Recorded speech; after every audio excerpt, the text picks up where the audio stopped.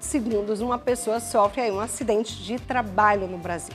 É muito acidente, infelizmente, minha gente. Não só trabalho, como a gente vê milhões de acidentes que acontecem em todos os instantes, em todo lugar, de tudo, né? Seja em casa, seja na rua, seja de carro, seja de moto, seja de qualquer coisa. E se você está aí, né, já passou ou conhece alguém nessa situação, deve ficar atento, tá? A nossa entrevistada de hoje, você já conhece, é a advogada Josilane Mello. Ela é quem vai tirar todas as nossas dúvidas sobre esse auxílio aí, minha gente. Vamos lá, doutora. Tudo bom, mulher? Como estás? Lá, Maria. Me diga uma coisa, o que é o auxílio acidente? Explica pra gente, pra quem tá em casa, que tem essa dúvida, que tem, né? Fica meio pensando, como é que é esse auxílio? É só quem se acidentar de carro? É só quem se acidentar, sei lá, um acidente grave? Como seria esse auxílio? Bom dia a todos. E eu começo até brincando, dizendo o seguinte, quem se acidentar de bicicleta também tem direito. Tem direito, né? Certo? Vocês viram aí, né, minha gente? Por isso que eu não ando de bicicleta, porque eu acho que eu ia ser uma cangueira, viu, minha gente? Eita, meu Jesus do céu, mas enfim. Então. Vamos fazer o seguinte, só deixa aqui o telefone do Zap Zap para quem quiser tirar dúvida, já ir mandando sua pergunta, tá, minha gente? Então fiquem à vontade, mas pode continuar, doutora. Então, respondendo o que você me perguntou, Marília, o auxílio acidente é um benefício que ele não substitui o salário, então você pode continuar trabalhando e receber o auxílio acidente. E o intuito dele é indenizar a pessoa que ou sofreu um acidente de trabalho ou um acidente de qualquer natureza, que pode ser bicicleta, carro, às vezes caiu da própria altura mesmo, tipo eu estou aqui, levei uma queda, tropecei e eu tenho direito também ao auxílio acidente, caí de uma escada, de um andaime. Então, todas essas pessoas que sofreram um acidente, seja de trabalho, de qualquer natureza, ou também sofrem de uma doença ocupacional.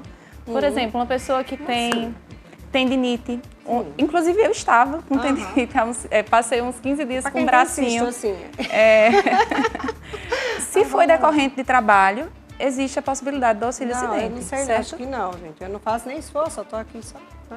Agora, sim, um dos requisitos é que você tenha sofrido o acidente de trabalho de qualquer natureza ou tenha uma doença profissional e tenha também uma limitação funcional. Então, assim, não basta eu ter sofrido o acidente, mas aquele acidente tem que ter gerado em mim uma sequela que ocasionou a redução da minha capacidade laborativa.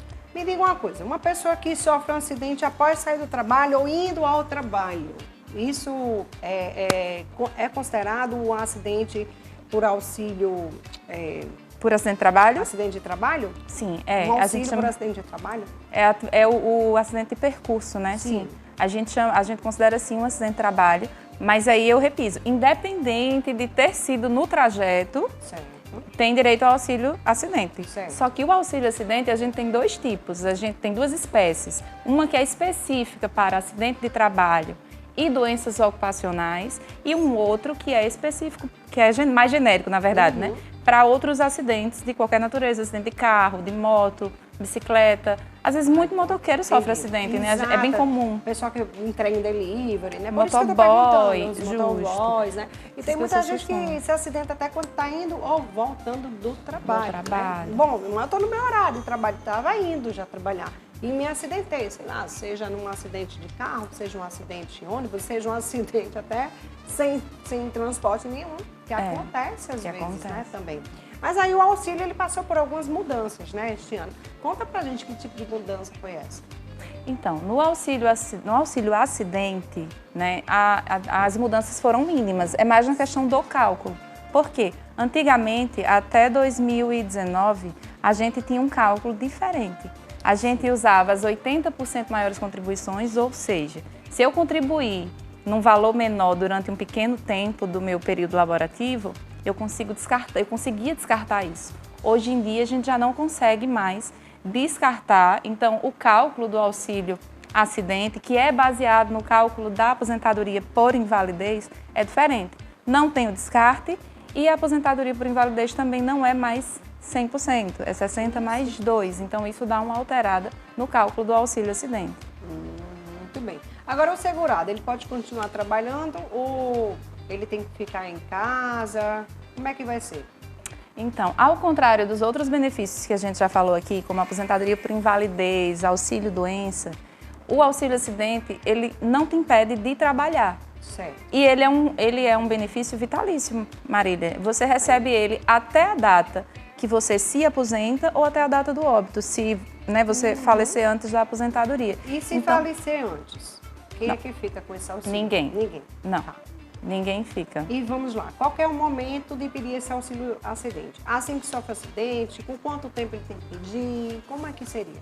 Então, geralmente o auxílio acidente, ele é precedido, antes dele tem o auxílio doença.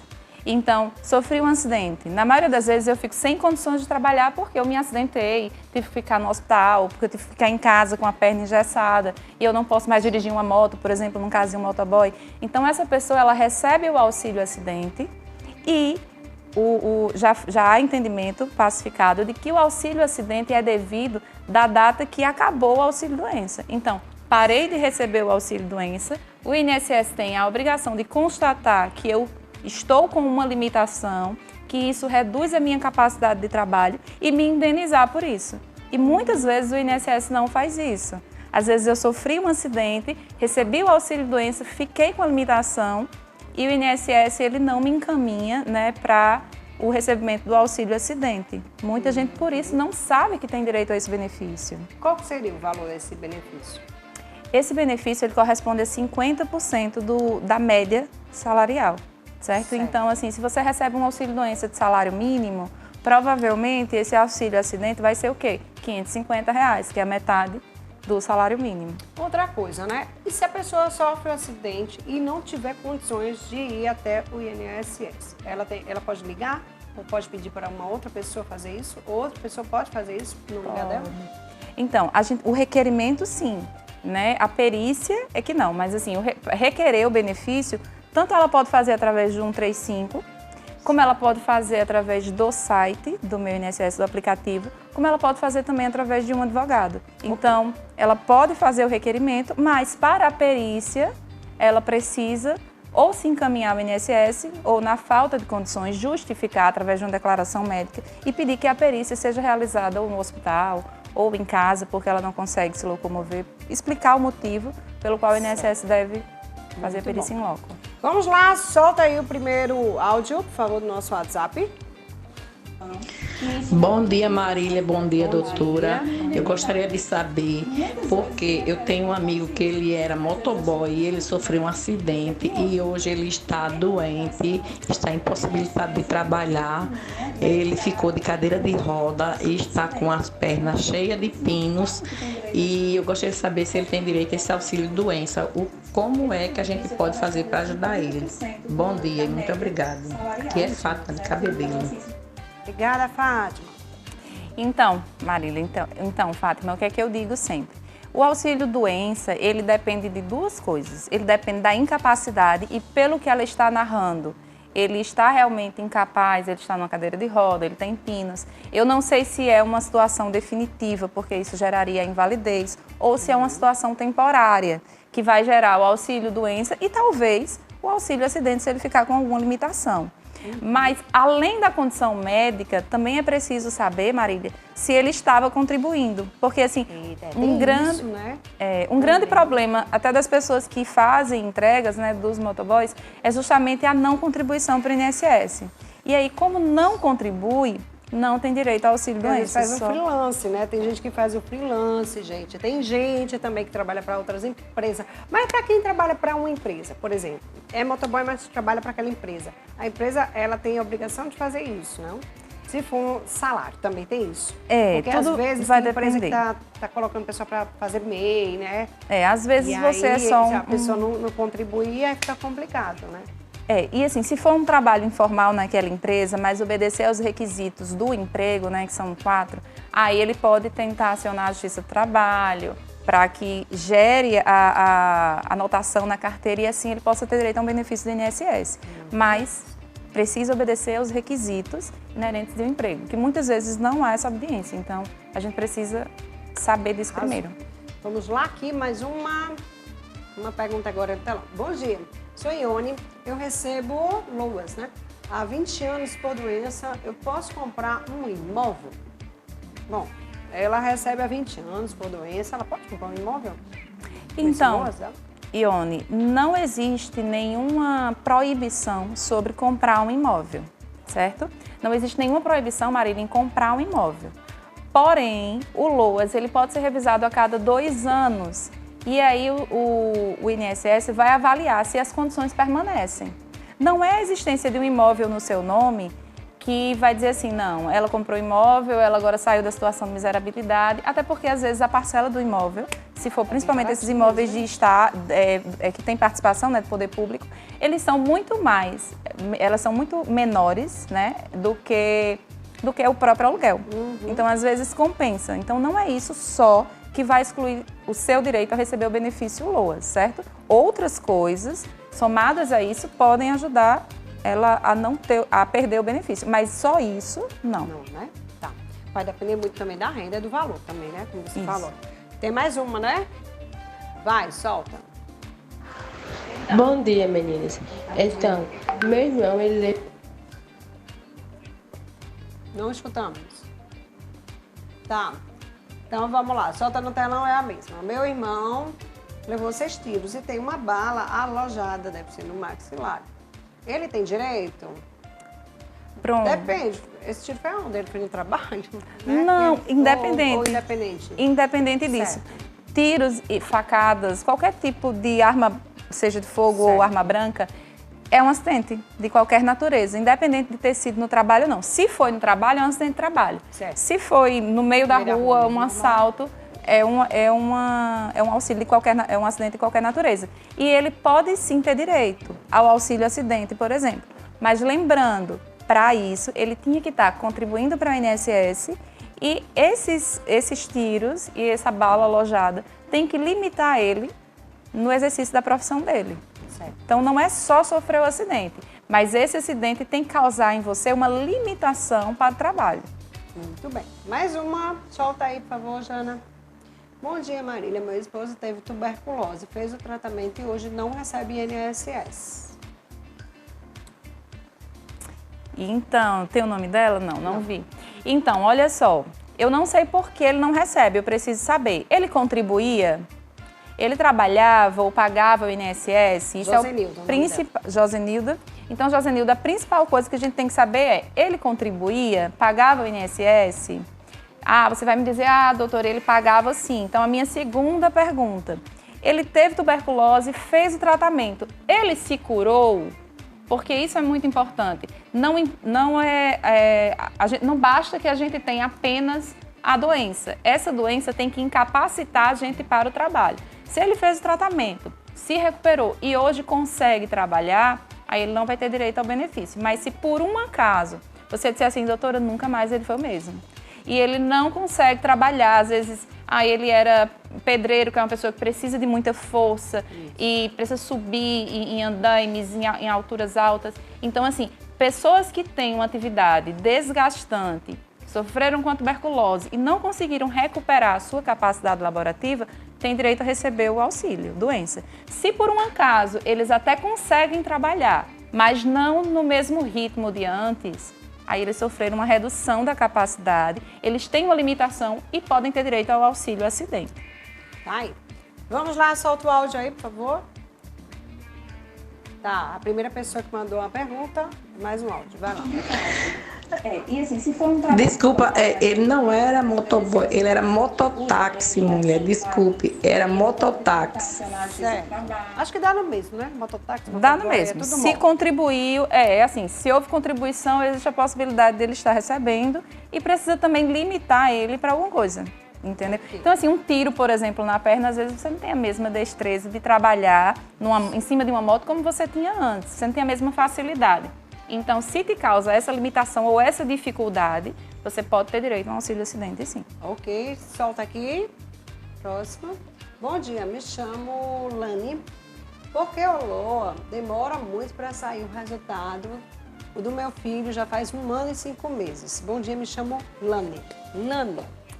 Então, Lana, é um problema que a gente está enfrentando no INSS, que é essa demora no benefício LOAS, né? O LOAS deficiente, ele tem demorado bastante.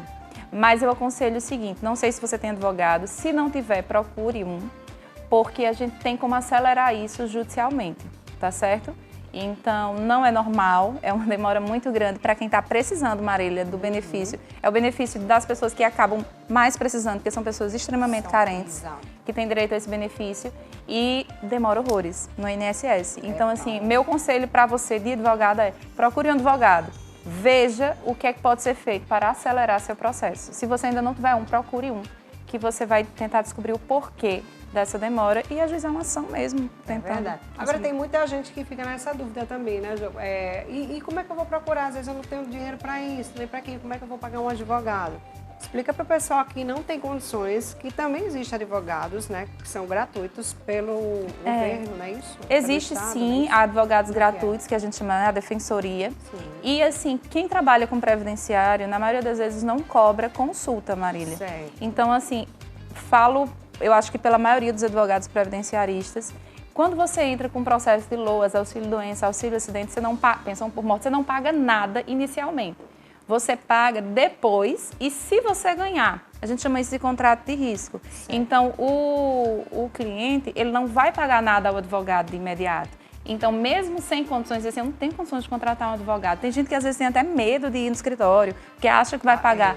Gente, dificilmente um advogado previdenciarista vai cobrar você uma consulta ou vai te cobrar inicialmente. Ele só vai cobrar quando você já estiver recebendo. E com o problema já definido, Tudo certinho já. E assim, se eu não ganhar, tem muita gente assim, se eu não ganhar, vou ficar com a dívida? Não fica. Você só paga realmente se você ganhar. Muito bom. Olha, vamos ver aqui mais uma pergunta. Bom dia, Marília. Eu gostaria de saber se quem tem epilepsia, isso, tem direito a encostamento. Preciso dessa resposta. Me chamo Girlane. Tenho uma filha de 2 anos e tem epilepsia. Gostaria de saber se ela tem esse direito ao benefício. Então, Girlane, olha só. Não é a doença que gera o direito ao benefício, mas o grau dessa doença, a intensidade. Então, eu não posso te dizer assim, tem epilepsia, tem direito. Não funciona assim. A gente tem que avaliar, tem que ver se essa epilepsia, por exemplo, é de difícil controle, é uma epilepsia que não resolve com medicação. Mesmo tomando medicação, doutora, ela tem 2, 3 crises por semana. Então, assim, realmente é de difícil controle. A gente precisa de um laudo explicando isso. E a gente leva para o INSS e, se não for concedido, para o juiz, para que um perito médico avalie isso.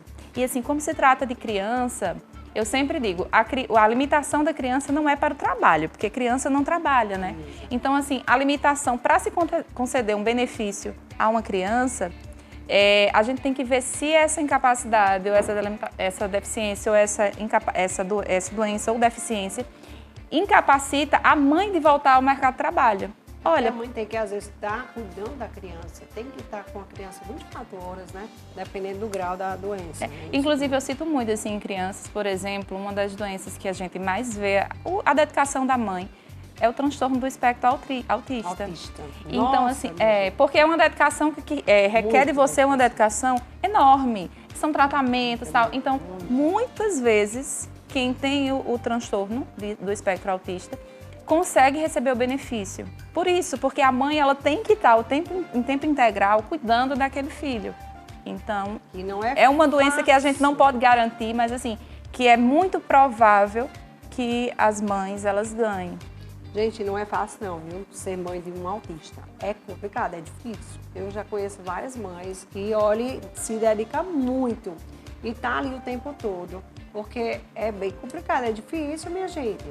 É difícil, tem uns que tem mais agravante, né? Tem outros autistas que são mais leve, vamos dizer assim, um autismo mais leve, mas tem outros que são muito mais agravantes. Então, assim, tem que ter realmente o pai, a mãe, o acompanhamento é fundamental. Tem pais, né, mães, sei lá, que não deixa pra lá, não, tá com isso, não, mas não tem mais jeito. E não cuida, sabe? Mas tem sim, gente. Eu conheço pessoas autistas que são super inteligentes. E eles são muito inteligentes, vocês não têm noção, não. Viu? São sim, Marília. E eu ainda digo mais, sabe? É muito importante o diagnóstico precoce. Quanto antes você identificar, quanto antes você tratar, mais oportunidade você dá ao seu filho de se inserir no futuro no mercado de trabalho. Eu li recentemente uma matéria que eu não vou lembrar a cidade, mas uma médica, diretora de um hospital, ela tinha o transtorno do espectro autista. Tá vendo? Então, assim, o Messi, né, o Lionel Messi, existem médicos Minha gente, eu vim saber um dia importantíssimos, desse que Messi era. né, eu fiquei sabendo velho, também. Meu Deus, não acredito, sério. Mas aí, um verdade. grande jogador, né? Um grande Vocês jogador. verem, né, minha gente? Daqui a pouquinho tem mais, não sai daí não, viu, minha amiga? Mas olha, você pode continuar mandando sua mensagem aqui, sua pergunta. Doutora Joislane já responde para você.